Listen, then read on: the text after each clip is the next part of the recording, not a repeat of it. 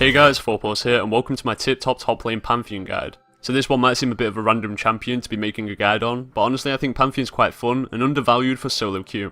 Pantheon is the pure definition of a lane bully with an almost toxic kit for 1v1 dueling, and he can dominate most lane phases. It's very common to snowball as Pantheon, and if you understand how to apply pressure to other lanes, he is amazing for leading your team to victory. He does fall off somewhat late game, so you'll want to make plays all over the map after shutting down your lane opponent. Grand Skyfall is a great ultimate for doing that, as you can catch people off guard, and with a few good ultimates you can basically secure objectives for your team on your own. He is best picked into an opponent who is relatively easy to bully in the lane phase, and as a rule of thumb, try to pick him into an AD champion. So let's get into his early game. Pantheon in the lane phase can simply throw spears to weaken his opponents until they become within burst range. Depending on the matchup, you might want to hold off on poking your opponent until you're level 4 or so that your spears chunk a little bit harder. Also, don't forget that your kill potential only becomes crazy upon ranking up Heartseeker Strike for the guaranteed crits on weak targets. Be cautious of being ganked, as Pantheon's kit excels at destroying a single opponent, so I'd advise for you to keep your lane warded up at all times.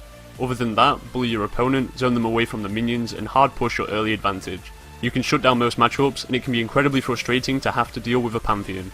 Upon reaching level 6 and entering the mid game, Pantheon starts to hit his peak. Here it is crucial that you look to land some devastating ultimates and begin to make picks around the map. If a lane overextends, they become a prime target for a Skyfall gank. Convert these successful ganks into objectives for your team to further snowball your advantage. Aim to grab towers, ward deep into the enemy jungle and pick up dragon kills. Keep up the pressure and don't forget to keep returning to your lane to quickly AoE down the creeps. In the rare game where no lane is gankable, or perhaps your team is already doing just fine, then look to group or simply split push. You might be surprised by this, but late game Pantheon isn't usually useless. Unless you've been shut down during the early game, Pantheon is still a threat and a good pick champion through to the end of the match. All that changes is that you have to be more careful in your approach, as you're now a prime target for CC and peeling. Try to let your team engage for you, and then jump into the fray when some cooldowns are being blown. Equally, you can opt to peel for your backline somewhat, but overall you want to be controlling the enemy backline. I'd advise for you to pick up at least one tanking item after you've built as much armor pen as possible, so that you don't get blown up in teamfights.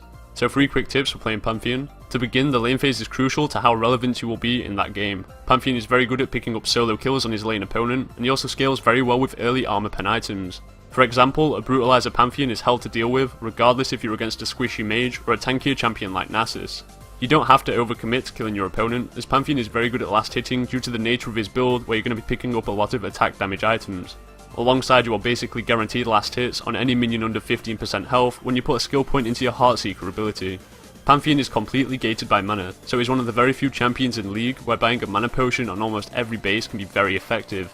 I like to start with Crystalline Flask, 3 health potions and 1 mana potion in pretty much every matchup so that you can basically throw your spear off of cooldown. The sustain from Flask also helps you keep up with your opponent's sustain, as you're often going to be facing a cloth 5 star. And finally, when looking to teamfight as Pantheon, you really need to track your enemy cooldowns. If you are crowd controlled for more than 2 seconds, there's a good chance that you're either going to be killed or be too weak to survive long enough to rotate through your own abilities. Overall, Pantheon serves better when fighting mini skirmishes, such as a 3v2 bot lane gank, so seriously approach teamfights with care or else you'll just be useless. So that concludes my Pantheon guide. In this end slate you can see my suggestions for when you play Pantheon, but always feel free to implement your own playstyle into your setup. If you enjoyed this video, please feel free to leave a like down below, and also leave a comment with your thoughts and consider subscribing for future content. Thanks for watching guys, and until next time, take care.